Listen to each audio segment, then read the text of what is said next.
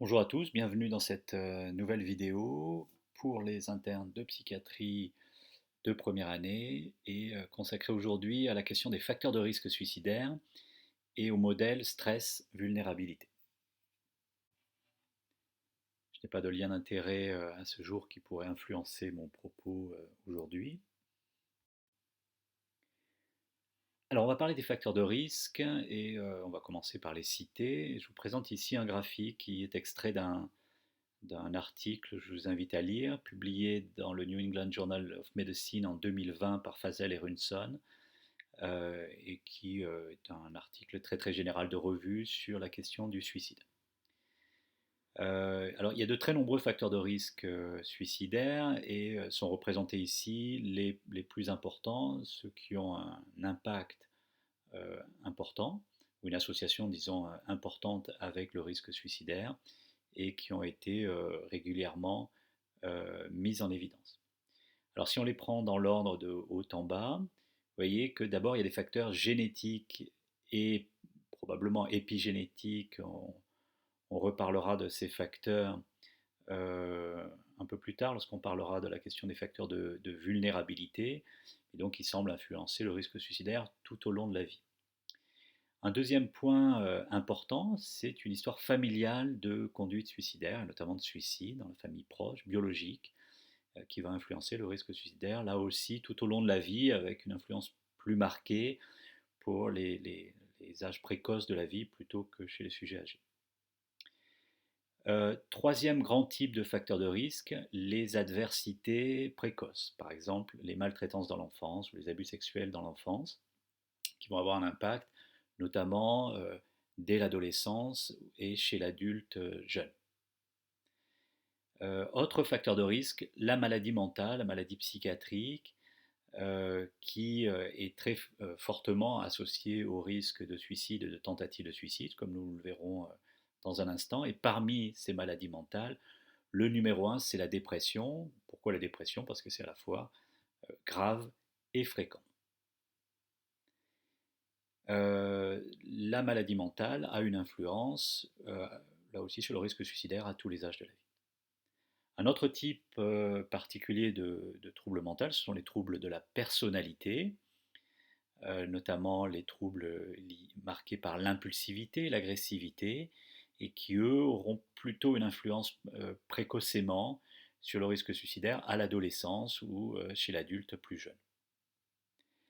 L'abus d'alcool et de substances est associé à un risque élevé de suicide et de tentative de suicide, cela dès l'adolescence, mais lorsqu'il y a une consommation répétée et régulière, ce risque euh, va augmenter avec le temps par, par différents effets finalement d'accumulation et d'accumulation de facteurs de risque secondaires. Une consommation régulière d'alcool, ça a des conséquences sur le plan de la santé mentale, sur le plan de la santé physique, sur le plan des relations sociales, sur le plan des finances, etc.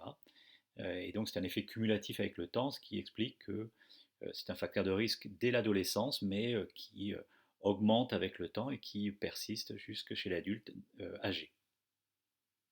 Un autre facteur de risque, ce sont les problèmes physiques, problèmes de santé physique, notamment toutes les maladies caractérisées par des douleurs physiques chroniques ou une invalidité ou le caractère par exemple mutilant ou défigurant de la maladie.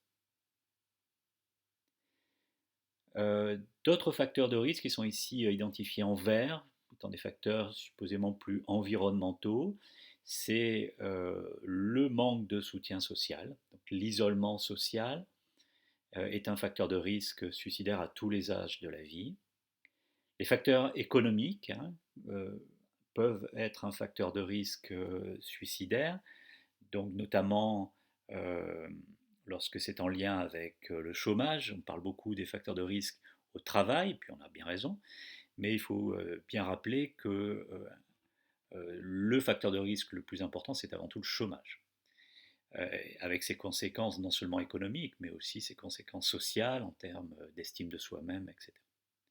Alors pour les facteurs économiques, c'est aussi les crises économiques. Il y a une augmentation du risque suicidaire en population générale lors des crises économiques, et c'est un facteur de risque dont l'impact est réduit dans les pays où il y a une protection sociale importante. C'est important de le rappeler. Donc ça coûte cher la protection sociale, mais quand on en a besoin, on est bien content de l'avoir.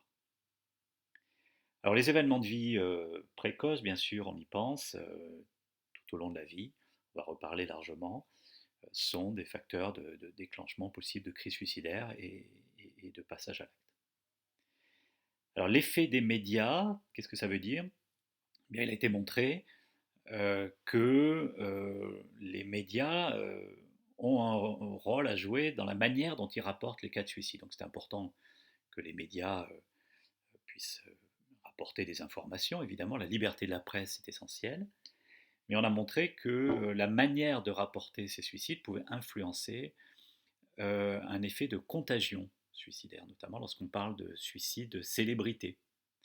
Donc ça a été montré dès les années 60 avec le cas de Marilyn Monroe et beaucoup plus récemment, par exemple, avec le cas de Robin Williams ou le cas de 13 Reasons Why, la série diffusée sur Netflix.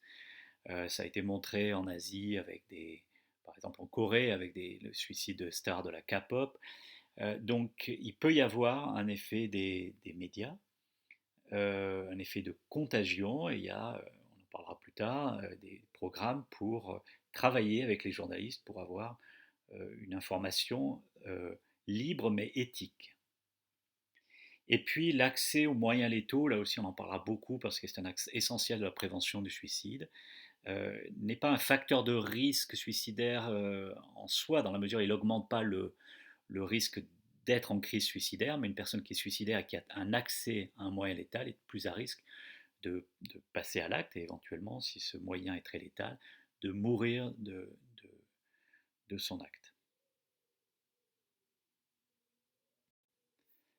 Alors le même article avec ces mêmes facteurs de risque organisés un petit peu différemment, cette fois-ci en facteurs précipitants et en facteurs prédisposants, on va revenir un petit peu sur ces notions plus tard. Et pour chacun de ces facteurs, finalement la force de l'association, c'est associé certes, mais est-ce que c'est faiblement associé, modérément associé ou fortement associé? Et puis la qualité de la preuve finalement, c'est-à-dire est-ce qu'on a beaucoup d'études faites chez beaucoup de sujets et d'études de bonne qualité, c'est-à-dire qui va donc apporter une preuve forte, ou est-ce que c'est basé sur quelques études? C'est important de prendre en compte, quoi qu'on fasse hein, en médecine, de prendre en compte ces deux variables quand on va chercher dans les résultats de la science euh, des, des, des informations pour sa propre pratique finalement. Est-ce qu'on base notre pratique sur une seule étude, sur plusieurs études? Est-ce que c'est plusieurs études avec une faible preuve, mal conduite, ou est-ce que c'est quelques études mais très très solides?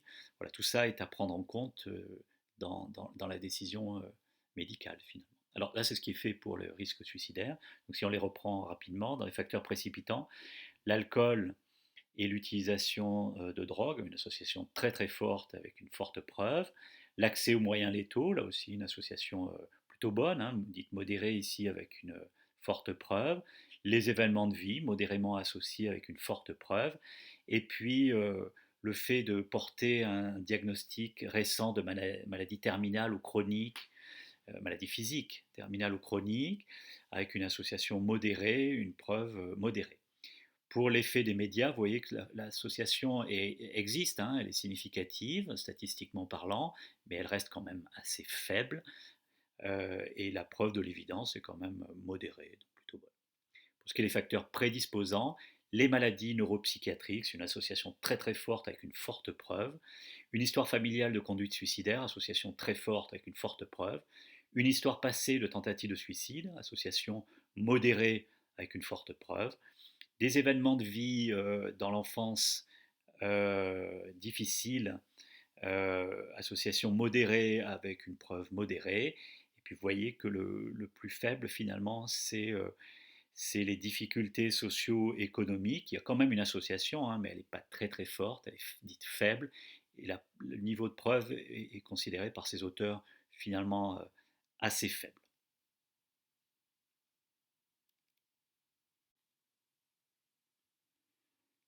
Alors il y a une étude importante qui a été publiée en 2016 par Franklin et collaborateurs, et qui a finalement reviewé une très grande littérature sur les facteurs de risque suicidaire.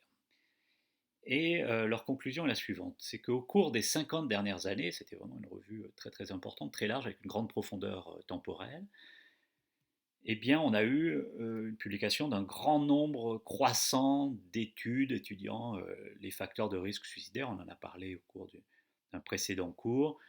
Il y a une explosion de publications sur le risque suicidaire, et notamment sur les facteurs de risque suicidaire. Oui.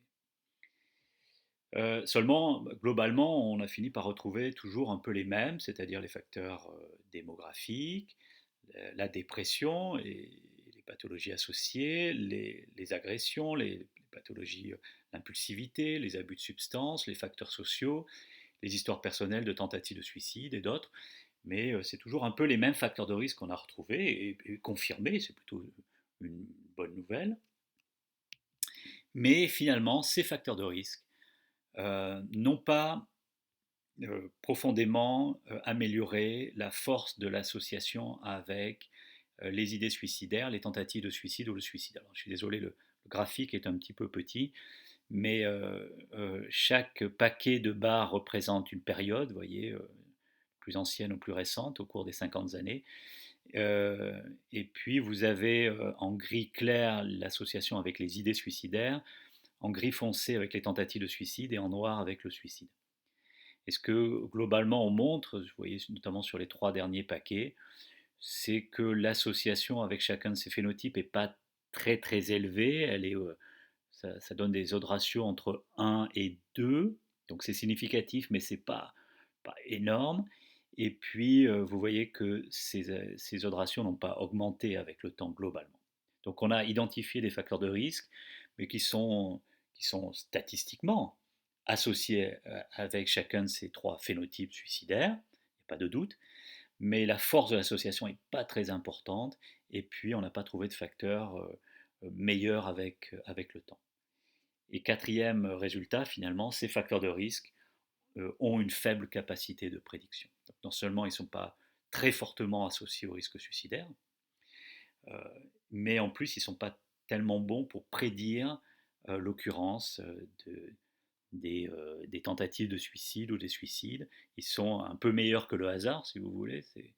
Ils sont quand même utiles, plus utiles que juste de tirer au sort si la personne est à risque de faire une tentative de suicide ou de mourir de suicide. Mais pas énormément, finalement. Vous voyez que cette capacité de prédiction, elle est à peine au-dessus de 0,5, 0,5 étant sur ce graphique ce qui est considéré comme eh bien, le hasard. Alors, est-ce que ça veut dire que les facteurs de risque ne sont pas importants? Non, ils sont importants, euh, puisqu'ils vont nous dire qu'une personne donnée a une plus grande probabilité que la moyenne de faire l'expérience d'une crise suicidaire. Mais c'est une probabilité statistique qui a été établie sur de grandes populations. Donc ils ne nous disent pas si la personne que vous avez en face de vous, dans votre bureau aux urgences, est finalement en crise suicidaire, ou si elle est en crise suicidaire, si elle risque de passer à l'acte, et quand et comment. Donc si vous prenez par exemple les personnes qui vivent une situation difficile dans leur vie, vivre une situation difficile dans sa vie, c'est statistiquement associé avec un risque suicidaire, mais la plupart des gens qui vivent ça n'ont pas d'idée suicidaire ou ne vont pas passer à l'acte suicidaire. De la même manière, la maladie mentale est un grand facteur de risque suicidaire, mais la grande majorité des gens qui ont une maladie mentale ne mourront pas de suicide, ne vont pas passer à l'acte. Alors, à quoi ça sert finalement ces facteurs de risque? Ça doit nous permettre de dire qu'effectivement, il y a quelque chose avec cette personne qui fait penser qu'elle est à risque, sur la base de données statistiques, encore une fois. Et ce qui va être très très utile, on en reparlera lors de l'évaluation du risque suicidaire, c'est que si vous avez face à vous une personne qui a l'air d'aller très mal, qui par ailleurs a des facteurs de risque suicidaire et qui nie toute idée suicidaire, ça va être finalement suspect. Donc vous allez garder ça en tête. Donc cette recherche des facteurs de risque, elle est quand même très très utile pour penser que voilà, par rapport à la moyenne des gens, la personne qui est en face de vous est quand même à une plus grande probabilité. Ceci dit, ça ne veut pas dire qu'elle est suicidaire pour autant. Donc finalement, quand on a connaissance de ces facteurs de risque, on doit l'utiliser comme des motifs de vigilance accrue, hein, si, notamment lorsque la personne vit une situation difficile.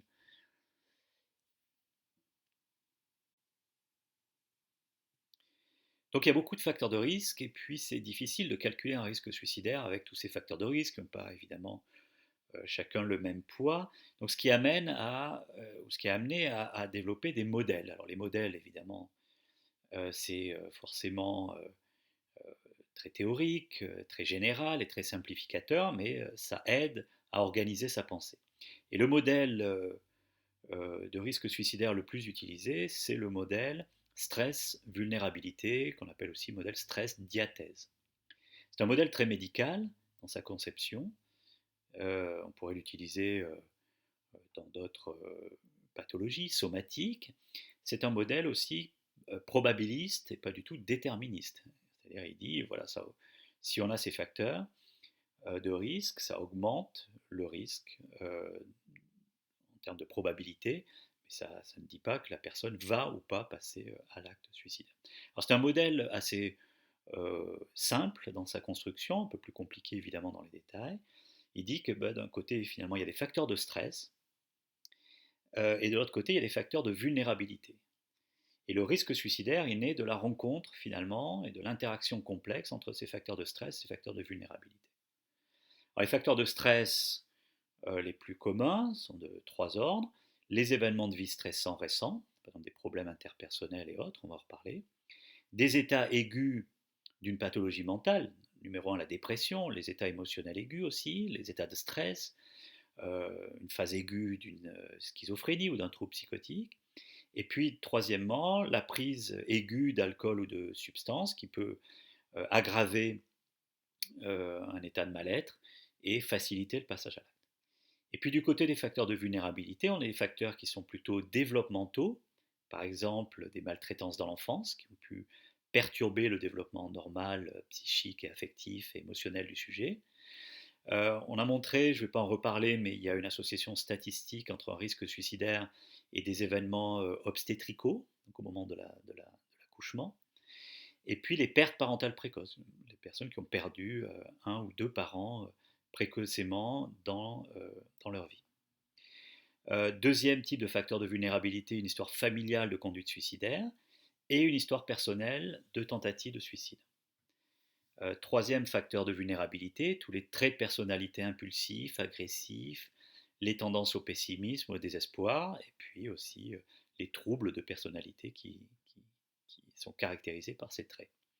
Et puis certains troubles qu'on pourrait dire, comme je l'ai nommé ici, chroniques et neurotoxiques, par exemple un état dépressif chronique, ça va altérer le fonctionnement cérébral du sujet, le fonctionnement social aussi du sujet, donc ça va avoir un effet au long cours.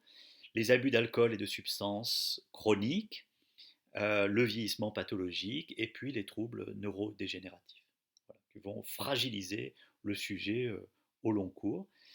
Euh, et donc, lorsque ces personnes sont en état de vulnérabilité, en raison de un ou plusieurs de ces facteurs, c'est lorsqu'ils vont être en situation de stress que le risque suicidaire va être le plus grand. Alors, sur ce schéma, je vous ai également noté d'autres facteurs qu'on pourrait dire supra- ou infracliniques, par exemple des facteurs plus sociaux ou sociologiques, disons, une crise économique, qui va évidemment se répercuter chez certaines personnes comme en tant qu'événement de vie stressant, hein, mais pas chez tout le monde. L'effet de contagion, être informé du suicide d'une autre personne dans une école ou en prison par exemple, ou d'une célébrité. Il peut y avoir des effets d'imitation, comme on voit chez les adolescents. Euh, et puis des facteurs culturels, être une minorité ethnique, certaines conditions d'isolement de population. J'ai étudié une population des Philippines euh, et qui a un taux très bas de suicide, mais dans une petite vallée, il y a un taux très élevé. On a fait l'hypothèse que c'était finalement les conditions d'isolement de cette population qui avaient pu sélectionner plus de personnes de vulnérabilité.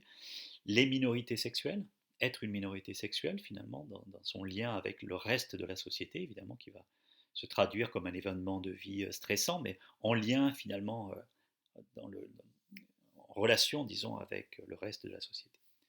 Vous avez aussi des facteurs neurocognitifs et neurophysiologiques, je ne vais pas les détailler ici, on y reviendra à l'occasion d'un cours sur la neurobiologie. De la même manière, il y a des facteurs cellulaires, des facteurs moléculaires et des facteurs génétiques et maintenant épigénétiques. Donc, d'autres choses très très complexes qui vont contribuer aussi au risque suicidaire, mais vous voyez à des niveaux de complexité qui sont différents. Donc, dans le modèle de base stress-vulnérabilité, c'est un modèle avant tout clinique.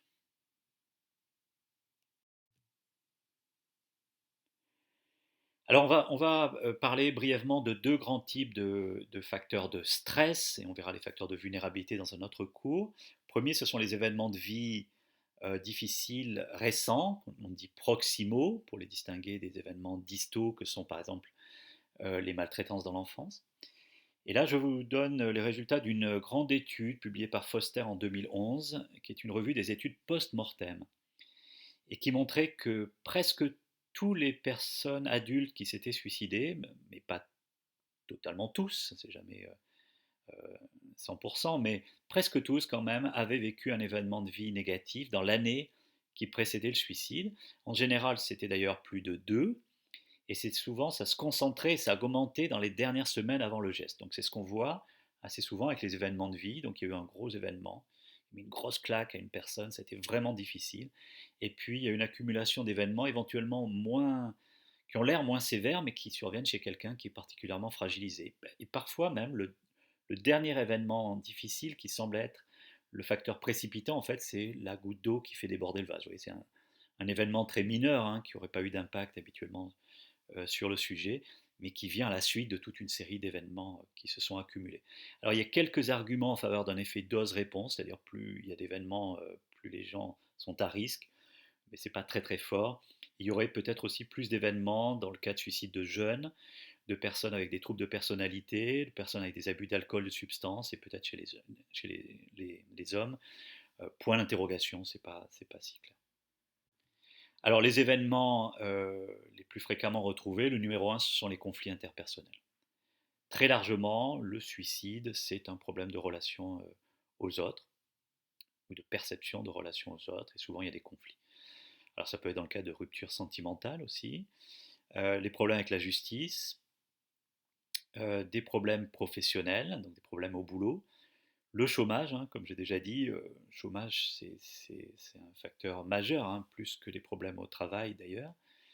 Ne pas avoir de travail a un impact plus important sur le risque suicidaire à l'échelle de la population, des problèmes financiers, être victime d'une agression, d'un viol, certains deuils, les violences domestiques, et puis la maladie physique, euh, notamment les maladies donc, physiques douloureuses, invalidantes, défigurantes, euh, ou l'annonce de la maladie euh, non curable. Hein, ou alors, vous voyez, par exemple, dans le cas d'un cancer, le fait de dire bah, on va arrêter les traitements parce qu'il n'y a plus rien à faire. Donc ça, c'est des moments extrêmement sensibles. Alors chez les enfants et les adolescents, hein, les idées suicidaires ou un passage à l'acte, vous devez penser aux maltraitances, aux abus sexuels, à la maison hein, notamment, au handicap physique ou mental, aux échecs scolaires, au harcèlement, aux problématiques d'orientation et d'identité sexuelle. Et chez le sujet âgé, la douleur physique, le handicap, le deuil, hein, notamment du conjoint, les maltraitances, que ce soit en institution ou à l'intérieur des familles, et les problèmes de logement. Personne qui doit quitter son logement parce qu'elle ne peut plus habiter seule, même si elle est accueillie chaleureusement par sa famille, elle peut avoir le sentiment d'être un poids pour les autres, même encore une fois si elle est très très bien accueillie. Ce qui compte, c'est son vécu subjectif de la situation. Et donc penser au moment où il faut quitter son appartement, ça peut être un moment extrêmement difficile pour les personnes âgées.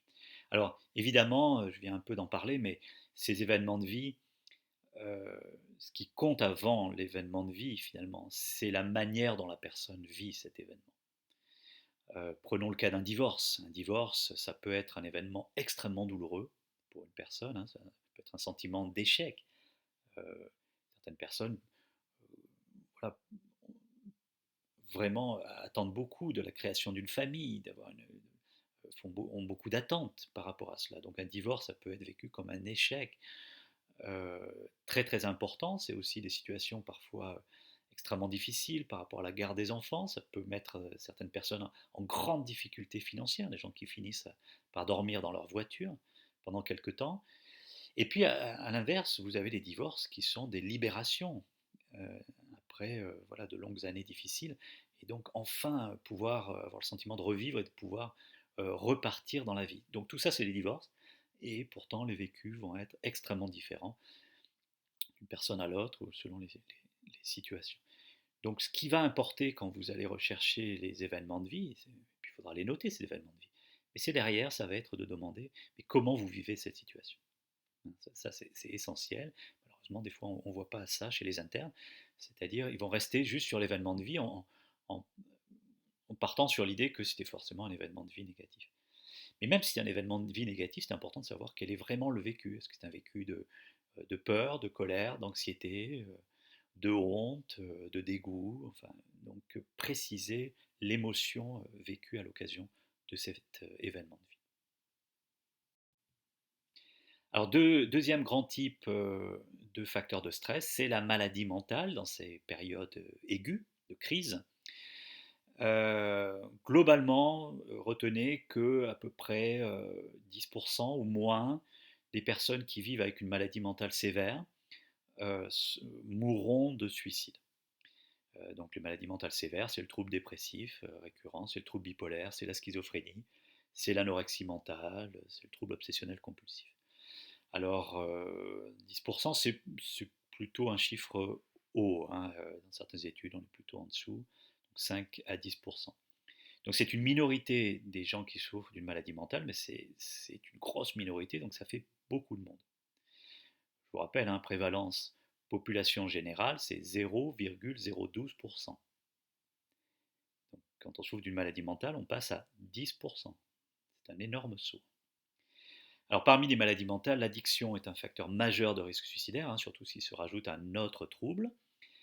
Euh, Très brièvement, le risque semble plus important en début d'évolution dans la schizophrénie, même s'il peut arriver à tout âge. Donc au moment de l'annonce, hein, c'est un moment extrêmement difficile, hein, difficile d'accepter l'idée qu'on puisse souffrir d'une schizophrénie avec tout ce que ça va impliquer en termes de projet de vie. Inversement, dans la dépression, ça peut arriver dès la première dépression, mais ça peut arriver aussi lorsqu'il y a plusieurs épisodes. Vous savez que plus il y a d'épisodes, plus il y a un risque d'aller vers une chronicisation, que les traitements sont plus difficiles, moins efficaces. Il y a un risque d'épuisement, il y a un risque probablement aussi d'altération des fonctions cognitives et d'altération du fonctionnement cérébral. Donc et puis effectivement, il y a évidemment, je veux dire, un effet social hein, de la multiplication des dépressions sur le plan sentimental, familial, financier, professionnel, etc. Plus il y a de troubles mentaux, plus le risque est grand. Donc si la personne souffre d'une dépression, d'une anorexie mentale et d'une addiction, bah, le risque est bien plus important que chacun de ces troubles isolément. Alors dans les études d'autopsie psychologique, lorsque vous savez on reprend les dossiers de personnes qui sont mortes de suicide, qu'on interroge les dossiers médicaux et puis les familles, on trouve dans la plupart de ces études, notamment en Occident, plus de 90% de maladies mentales. Donc, la maladie mentale est très très fréquente dans les cas de suicide et dans 60% des cas c'est la dépression. Pour les tentatives de suicide, l'association est un peu moins importante, on est autour de 50% ou un peu plus, donc ça reste encore très très important, mais on identifie beaucoup moins clairement la maladie mentale. Alors je suis désolé, vous voyez probablement pas grand-chose sur cette diapositive en raison de la qualité assez médiocre des vidéos YouTube, mais vous pouvez aller trouver cette étude de Chesney et collaborateurs dans World Psychiatry qui est en open access et qui est une revue de la littérature. Et donc pour différents troubles que vous voyez dans la colonne de gauche, eh bien on vous calcule le ratio de mortalité standardisé, le SMR, pour la mortalité, toutes causes confondues, et à droite pour le risque de suicide. Alors on a des risques très très importants, par exemple de suicide dans l'anorexie mentale, avec un SMR qui est à 31, c'est-à-dire que le risque de mortalité est 31 fois plus élevé qu'une personne qui n'a pas d'anorexie mentale. C'est 16,5% dans l'utilisation d'alcool, plus de 3% dans l'utilisation d'opioïdes chez les femmes, et 7,5% chez les hommes, et 13,5% globalement. Dans la schizophrénie, vous avez un risque de suicide qui est de quasiment 13.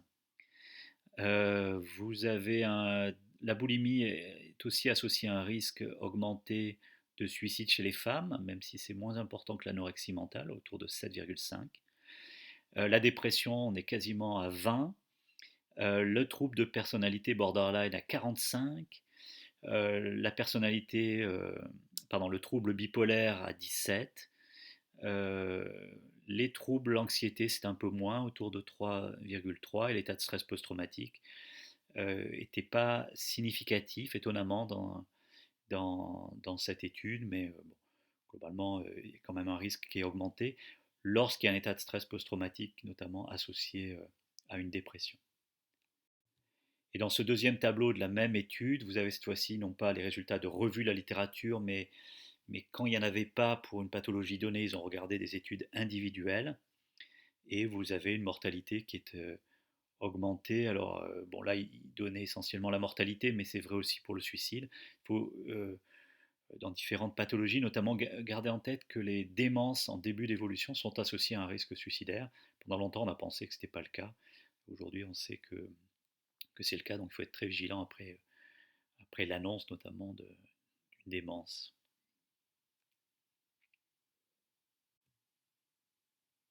Alors là, je vous montre les résultats d'une étude publiée avec des données françaises, publiée en 2022.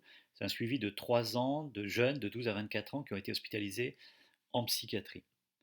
Alors, le premier résultat, celui-là, c'est qu'à la suite de cette hospitalisation, dans les 3 ans, il y en a à peu près 10% de ces jeunes, et c'est un chiffre qui est sous-estimé, qui vont être hospitalisés pour une nouvelle tentative de suicide. C'est beaucoup plus que des patients contrôle, qui sont autour de 0,1%, et même de patients qui souffrent de maladies mentales, mais qui n'ont pas été hospitalisés, où là on est autour de 7%. Deuxième résultat, c'est que dans la majorité des cas, quand ils sont réhospitalisés, c'est pour un seul geste suicidaire, même si on a à peu près 20% qui vont faire 2 gestes dans les 3 ans, et autour de 10% qui vont faire plus de 4 gestes. La majorité, autour de 60%, dans les 3 ans qui suivent l'hospitalisation, seront hospitalisés qu'une seule fois. Encore une fois, gardez en tête, c'est un chiffre très très sous-estimé, parce qu'on ne collecte que l'information sur les tentatives de suicide hospitalisées. Alors le plus souvent, c'est par prise de médicaments. Alors un chiffre qui nous a beaucoup étonné, c'est que quasiment 30% de ces jeunes sont aussi hospitalisés dans les 3 ans après une hospitalisation en psychiatrie, sont hospitalisés avec un diagnostic de maladie somatique, ce qui est énorme alors qu'ils sont jeunes. Donc gardez en tête que les personnes qui font les tentatives de suicide sont en mauvaise santé physique. Et ceci même quand on examine des jeunes. Donc la prise en charge des suicidants, c'est aussi la prise en charge des aspects somatiques. Il faut profiter quand il y a une hospitalisation pour faire un examen complet et organiser les soins en fonction des résultats. Et puis, eh bien, il y a presque 1% de ces jeunes qui seront morts dans les 3 ans qui suivent l'hospitalisation en psychiatrie. Ce qui est énorme, hein, puisque le groupe contrôle, qui n'a pas de maladie mentale, la mortalité est de 0,05%. Vous voyez, 1% versus 0,05%. Chez ceux qui ne sont pas hospitalisés et qui souffrent d'une maladie mentale, c'est 0,4%. Alors la bonne nouvelle, c'est que le traitement efficace de la maladie mentale, on y reviendra, réduit le risque suicidaire. Donc là, je vous montre les résultats d'une grande cohorte à Zurich, en Suisse, où on a suivi des gens qui souffraient de troubles dépressifs ou de troubles bipolaires. Eh bien, ceux qui n'ont pas de traitement, en bleu, versus ceux qui avaient un traitement, c'est une étude naturaliste, hein, euh, diffèrent, puisque ceux qui ont un traitement ont un pourcentage de suicide qui est moitié moindre que ceux qui n'ont pas de traitement. Donc traiter efficacement la maladie mentale, et à condition que les personnes prennent ce traitement, qui est encore un autre problème, eh bien ça réduit globalement le risque suicidaire. Alors on va finir sur ce point important, c'est que ces deux grands facteurs de risque suicidaire, que sont la maladie mentale et les événements de vie difficiles, ne sont pas des conditions suffisantes. C'est-à-dire que même si la plupart des gens qui sont en crise suicidaire et qui vont passer à l'acte suicidaire ont vécu un événement difficile ou plusieurs événements difficiles ou souffrent d'une ou plusieurs maladies mentales, l'inverse n'est pas vrai. C'est-à-dire que vivre des événements de vie difficiles ou souffrir d'une maladie mentale ne va pas conduire, dans la majorité des cas, à un geste suicidaire ou à mourir de suicide. Donc on peut considérer qu'ils sont peut-être nécessaires, entre guillemets, à l'émergence d'une crise suicidaire, mais ils sont très largement non suffisants. Et donc ça nous amène à considérer les facteurs de vulnérabilité que nous verrons à l'occasion d'un prochain cours. À très bientôt.